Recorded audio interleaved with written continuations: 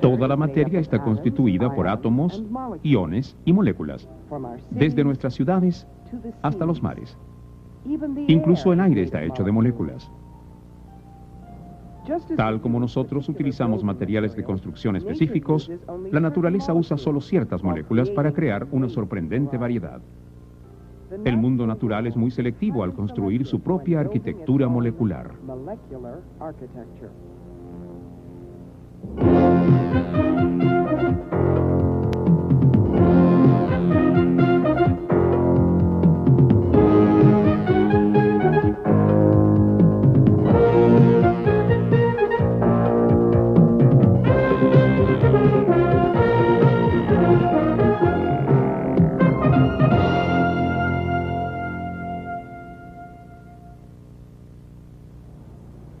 Yo sé qué se utilizó en la construcción de ese edificio: acero estructural, madera, ladrillos y concreto. De hecho, todos los edificios de estos alrededores están hechos con los mismos materiales. Nuestro logro como seres humanos es el de usar los mismos y sencillos bloques de construcción para ensamblar una inmensa variedad de estructuras que nos sirven. Lo mismo ocurre en la química. Se nos han otorgado alrededor de 100 bloques de construcción. Esos son los átomos, los cuales varían desde el hidrógeno hasta el uranio. Y a partir de estos sencillos bloques de construcción, la naturaleza ha esculpido los miles y millones de moléculas necesarias para hacer que la vida y la Tierra funcionen, y que dan cuenta de las diferencias y similitudes entre ustedes y yo. Y además, en los laboratorios, nosotros los químicos agregamos 1 millón o más de nuevas moléculas todos los años. Hemos aprendido las reglas bajo las cuales los átomos están conectados unos con otros para formar moléculas. Pero no se trata solo de la forma en que los átomos están enlazados unos con otros. Resulta ser que la forma tridimensional de las moléculas, su arquitectura, es lo que gobierna la química.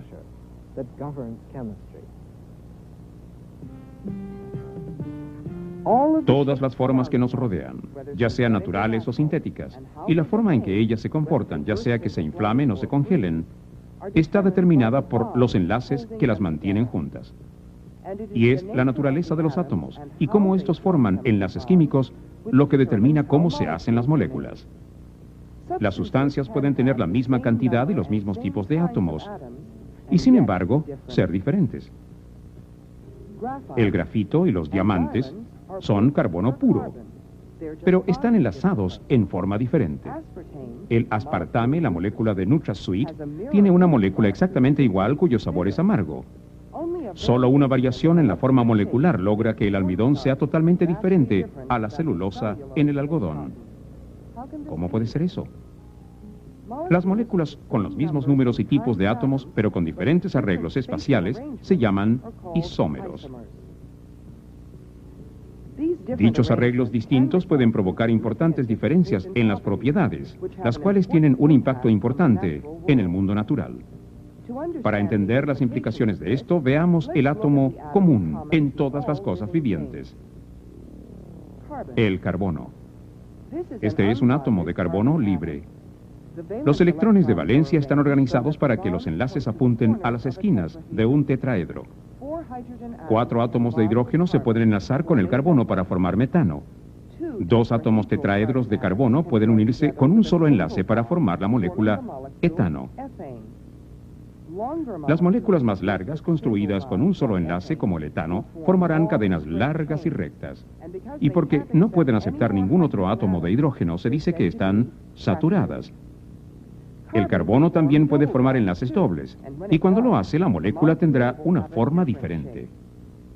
Fíjense que debido al enlace doble de carbono-carbono, esta molécula, el etileno, tiene menos átomos de hidrógeno que el etano. Se podría ubicar más hidrógeno allí, así que se dice que esta molécula está no saturada. Saturado y no saturado son términos que nosotros utilizamos para describir las grasas y aceites que consumimos, ya que las grasas y aceites comestibles contienen enlaces dobles y simples.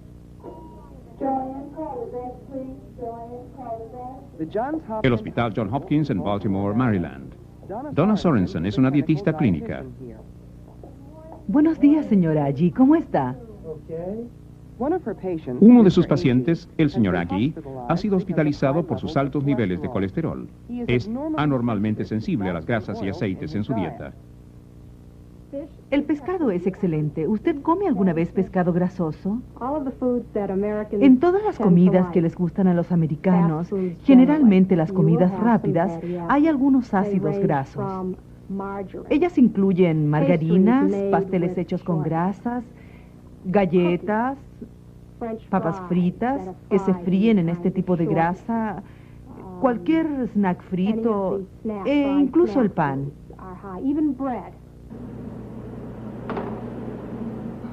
Casi todos nosotros comemos grasas y aceites a diario. La grasa es lo que le da buen sabor a la carne y también lo que hace que los pasteles sean deliciosos. Nosotros necesitamos grasa y la quemamos para obtener energía.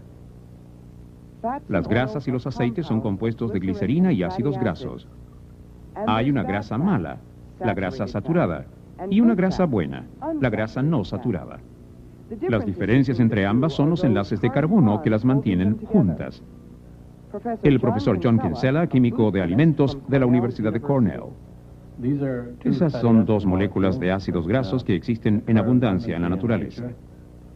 Esta es un ácido graso saturado típico, una molécula lineal recta. Saturado significa que todas las valencias de los carbonos componentes están completamente satisfechas o saturadas. La introducción de un enlace doble forma una molécula doblada o curva. Esta es una molécula doblada. Tiende a tener movimiento y a ser líquida o fluida a temperaturas normales. Para ver cómo el enlace doble de carbono determina la forma de las moléculas de los ácidos grasos, veamos las nubes de electrones del etileno. 3 de los pares de electrones de enlace alrededor de cada uno de los átomos de carbono están dirigidos hacia las esquinas de un triángulo. Los pares de electrones de enlace restantes existen en 2 nubes, una sobre y la otra bajo la molécula. La rotación alrededor del enlace doble es evitada, y cuando las moléculas más grandes, tales como los ácidos grasos, tienen dobles enlaces como estos, pueden ser dobladas. Lo que comienza como aceite de soya pronto se convierte en margarina o grasa vegetal sólida. El aceite de soya está lleno de moléculas no saturadas dobladas. Puede ser convertido en margarina agregándole hidrógeno y después mezclándolo con otros aceites y con productos lácteos. Mientras más hidrógeno, más saturadas están las moléculas y más sólida será la grasa.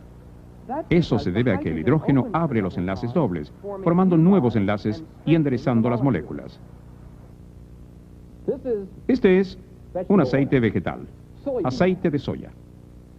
Me gustaría cambiar la geometría de la molécula ahí adentro para que se convirtiera en un sólido. Pero ¿cómo puedo hacerlo? Por medio de la hidrogenación. Lo que yo haría es poner algo de ese aceite en este matraz. Mezclarlo con un catalizador de paladio, este material negro, y pasar gas de hidrógeno a través de la mezcla. Hagámoslo. Voy a empujar el surtidor de hidrógeno dentro de la mezcla. ¿Pueden ver el gas de hidrógeno entrando allí? Esta reacción va a tomar bastante tiempo antes de que podamos ver algún producto.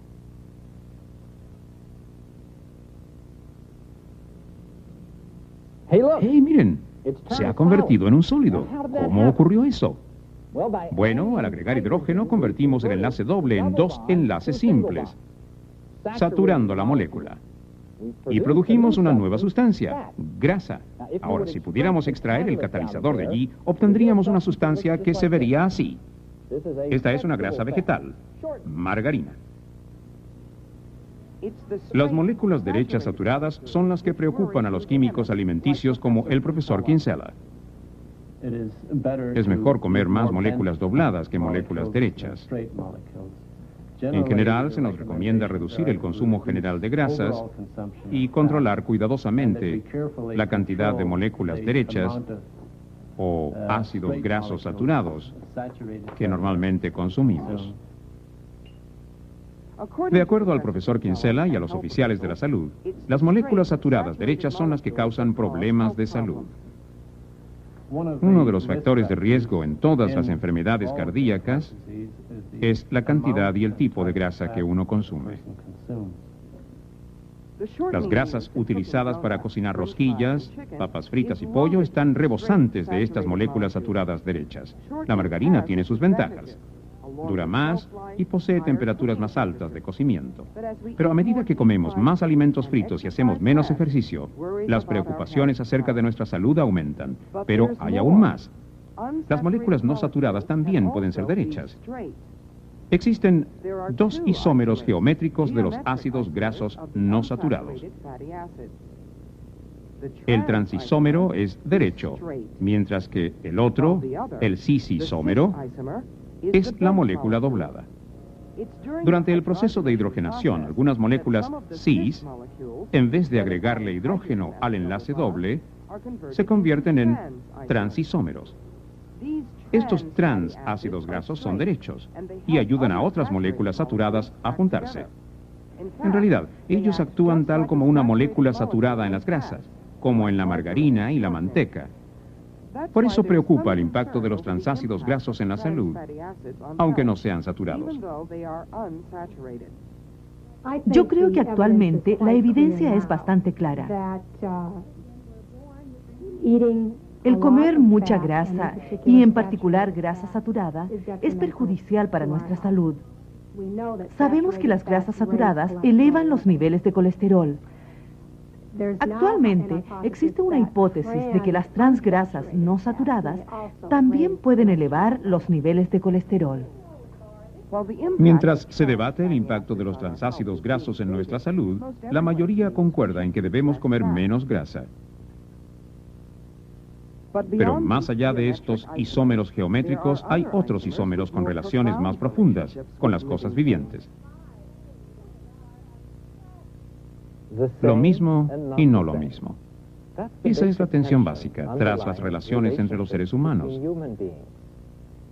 Y también es fuente de riqueza, variedad y control en el mundo molecular. Hemos hablado de dos moléculas grasas que tienen la misma cantidad de átomos de hidrógeno y carbono. Están enlazadas en la misma forma y al mismo tiempo son diferentes. La razón para esta diferencia es que una es derecha y la otra es doblada. Esa diferencia de forma se traduce en sus propiedades biológicas y químicas. Las moléculas son exquisitamente específicas. Las diferencias entre ellas son incluso más sutiles que entre los isómeros geométricos y pueden ser asunto de vida o muerte. Incluso una diferencia tan sutil como aquella entre una mano derecha y una mano izquierda, entre una molécula y su imagen en el espejo. Las moléculas producidas por cosas vivas, tal como el azúcar en la caña de azúcar o las proteínas en las células, todas tienen una forma definida. Pero los azúcares, los aminoácidos y otras moléculas tienen isómeros exactos. Son construidos tal como la mano izquierda y la derecha, iguales, pero diferentes. Estas dos estructuras son exactas o imágenes de espejo entre ellas, pero no pueden ser sobrepuestas una sobre otra. Sin importar cómo las giremos, los átomos de una jamás corresponderán exactamente a los átomos de la otra. Estas se llaman moléculas chiral, ya que chiral significa mano en griego. Si estas dos moléculas tienen la misma forma molecular, ¿cómo podemos distinguirlas? Sorprendentemente, las moléculas chiral rotan el plano de la luz polarizada y por lo tanto también se llaman isómeros ópticos. Estos dos discos son filtros polarizadores. La fuente de luz aquí atrás es una lámpara a vapor de sodio y emite luz de una sola longitud de onda. Los discos polarizadores actúan como una cerca de estacas y filtra todas las ondas excepto aquellas que pueden atravesar los espacios entre las estacas. Por lo tanto, la luz que sale de allí es pura luz polarizada.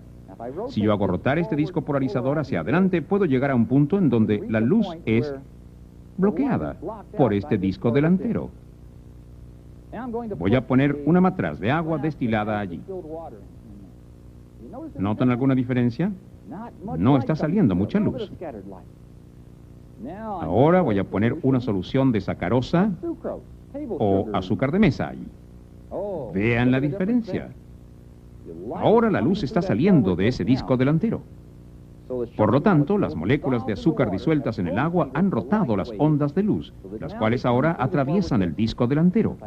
Ahora, si yo giro esto hacia la derecha, puedo bloquear esa luz nuevamente y demostrarles cuánto ha rotado. A eso nos referimos al decir que el azúcar de mesa es ópticamente activa. Así también lo son casi todas las moléculas que conforman nuestro cuerpo. En los seres vivos, las moléculas chiral existen solamente en una forma u otra, pero no en ambas. O son D o son L.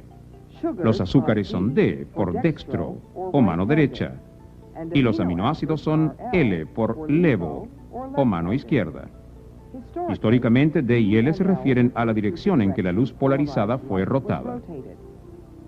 Pero si solo una y no ambas ocurre naturalmente, ¿cómo comenzó esta selección de una molécula sobre la otra? ¿Y cuáles son las implicancias? El laureado Nobel Christian Anfinsen. Cualquiera puede interpretar cómo ocurrió eso en primer lugar. Se supone que algunos de estos minerales que ocurren naturalmente pueden haber estado involucrados en enlaces con una forma y no con otra, creando así la concentración actual de dicha forma. De modo que cuando comenzó, la vida estaba ligada a esa forma. Los seres vivos no solo producen una sola forma de moléculas chiral, sino que también pueden utilizar una sola forma. La adrenalina sintética consumida por los asmáticos debe tener la forma L. La forma D no funcionará. L-dopa es una medicina para la enfermedad de Parkinson y no la D-dopa. Y solamente la morfina sintética L aliviará el dolor. En la naturaleza estamos ligados a un solo isómero. El mundo ha evolucionado tanto que los seres vivientes en general están compuestos por una de las dos imágenes espejo posibles de los compuestos básicos. La palabra más importante sería específico. Todo el problema en biología es la especificidad. Y ya que todo lo que ocurre en las células vivientes es llevado a cabo por las enzimas, es importante que ellas vean solamente una forma. De hecho, si una enzima funciona en una forma, digamos la forma L correcta del aminoácido, será inhibida por la D. Todo moriría si toda la glucosa del mundo repentinamente se convirtiera en el isómero equivocado. Una propiedad común en los organismos vivos es su habilidad de distinguir entre las formas D y L de los isómeros ópticos. Déjenme mostrarles un ejemplo. En este matraz puse agua destilada. En este otro puse glucosa L. Y aquí, glucosa D. También agregué una cantidad igual de levadura a cada uno de los matraces.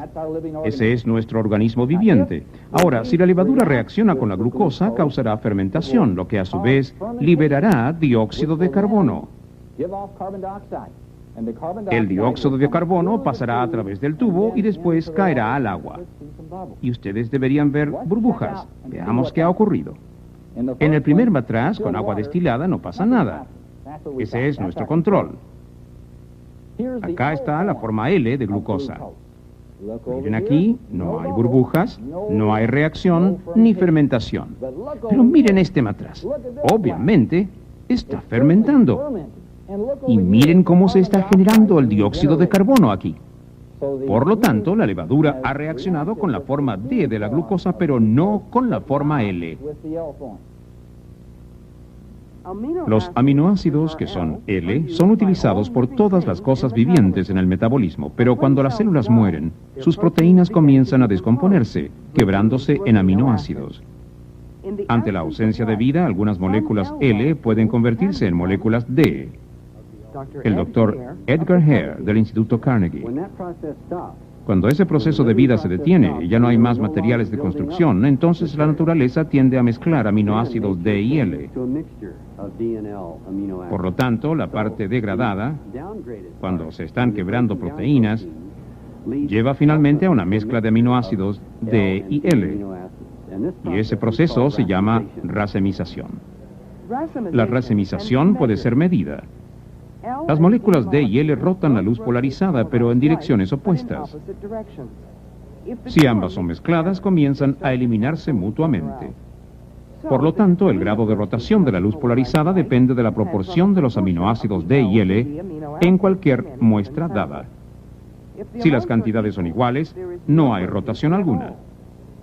Debido a que esa proporción cambia lentamente desde el momento en que la célula muere, el Dr. Hare cree que midiendo una muestra de rotación de luz, él puede medir la edad de los fósiles. Mientras el Dr. Hare perfeccionaba su técnica de mirar en el pasado, otra aplicación incitante apareció.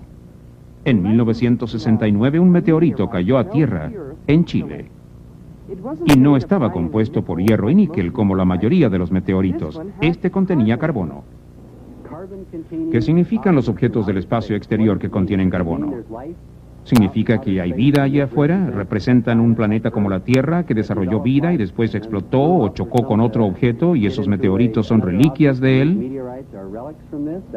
Esa era una idea. ¿O representan una acumulación de materia interestelar que produce materia orgánica? El Dr. Hare analizó pedazos del centro del meteorito y descubrió aminoácidos en una de las muestras, pero no había rotación de luz polarizada. La muestra estaba parejamente mezclada con L y D. ¿Acaso eso significa que originalmente eran materia orgánica que contenía puros aminoácidos L o D, los cuales después fueron racemizados? Esa es una posible explicación. La otra es que estamos ante una de las etapas tempranas de la prebiología, es decir, la acumulación de los aminoácidos por medio de procesos no biológicos. Él miró aún más lejos. La primera muestra del centro no había rotado el plano de luz polarizada, pero otra muestra tomada desde otro lugar del meteorito sí lo hizo. El misterio se hizo más profundo. ¿Estamos viendo una contaminación terrestre superimpuesta sobre una mezcla racémica de aminoácidos? ¿O estamos ante un proceso en el cual sí tuvimos organismos vivientes basados en la misma configuración de aminoácidos L de la Tierra, los cuales se han racemizado, pero no totalmente? Aún quedan ciertas fracciones que muestran una preponderancia de L. Hay que trabajar más, y yo no estoy listo para dar el último veredicto. Repasemos. La geometría molecular depende de la cantidad de pares de electrones alrededor del átomo central y la forma en que estos pares están enlazados. Las moléculas que tienen los mismos tipos y cantidades de átomos pueden tener diferentes formas y propiedades. Estos se llaman isómeros. La falta de rotación alrededor del enlace doble es la razón para la existencia de cis y transisómeros. Estos son isómeros geométricos. Ciertas moléculas tienen una imagen de espejo que no es capaz de ser superimpuesta. Estos son isómeros ópticos, ya que rotan el plano de la luz polarizada. Los isómeros ópticos L y D rotan la luz en direcciones opuestas. Es extraordinario que los organismos vivientes produzcan y utilicen solo un tipo de isómero óptico. La conexión entre la actividad óptica y la estructura molecular fue hecha por un químico francés de 26 años de edad en 1848. Pero vaya chico de 26 años. Louis Pasteur. Además demostró que los microorganismos causan enfermedad y fermentación. Él inventó una vacuna para la rabia y el anthrax y un proceso llamado pasteurización, el cual aún utilizamos hoy día. Así salvó la industria del vino y la seda en Francia. Pero lo que hizo en 1848, temprano en su carrera, tiene algo que ver con el lugar en donde me encuentro ahora. Estas son las viñas de las planicies de Cayuga, y en el vino ocasionalmente hay unos cristales de sal de un ácido en el vino, el ácido tartárico. Más tarde, en el proceso de hacer vino, aparece otro ácido, llamado racémico. En los tiempos de Pasteur ya se sabía que el ácido racémico y el tartárico tienen la misma fórmula química, C4H6O6. Pero mientras que el ácido tartárico rota el plano de la luz polarizada, tal como muchas sustancias naturales lo hacen, el ácido racémico no le hace nada a esa luz. A Pasteur eso lo intrigaba mucho, y mientras miraba cristales de ácido racémico bajo un microscopio, se impresionó al ver que había dos formas cristalinas, tipo espejo. Con pinzas separó minuciosamente estos diminutos cristales, preparó soluciones con ellos y midió su rotación óptica, y descubrió que una de las formas del cristal rotaba el plano de la luz polarizada exactamente en la misma forma que lo hacía el ácido tartárico, pero en dirección opuesta. Por lo tanto, el ácido racémico resultó ser una mezcla igual de dos formas pertenecientes a una misma molécula, que rotaban la luz en direcciones opuestas. Este hallazgo fue tremendamente importante y mostró que la actividad óptica de las moléculas era algo intrínseco de ellas y debía ser buscado a nivel de la molécula. Tan ingenioso como era, Pasteur no pudo encontrar un modelo molecular para la fuente de la actividad óptica. Un cuarto de siglo después, dos químicos igualmente jóvenes, un holandés, Van 't Hoff, y un francés, Labelle, sugirieron que la actividad óptica está basada en el hecho de que el carbono es tetraédrico. Y eso fue hecho 40 años antes de que nadie en el mundo viera un átomo de carbono. ¿Cómo descubrimos las formas de las moléculas y que el carbono es tetraédrico? ¿Cómo interrogamos a las moléculas? Sigan con nosotros en el próximo programa de Mensajes del Interior.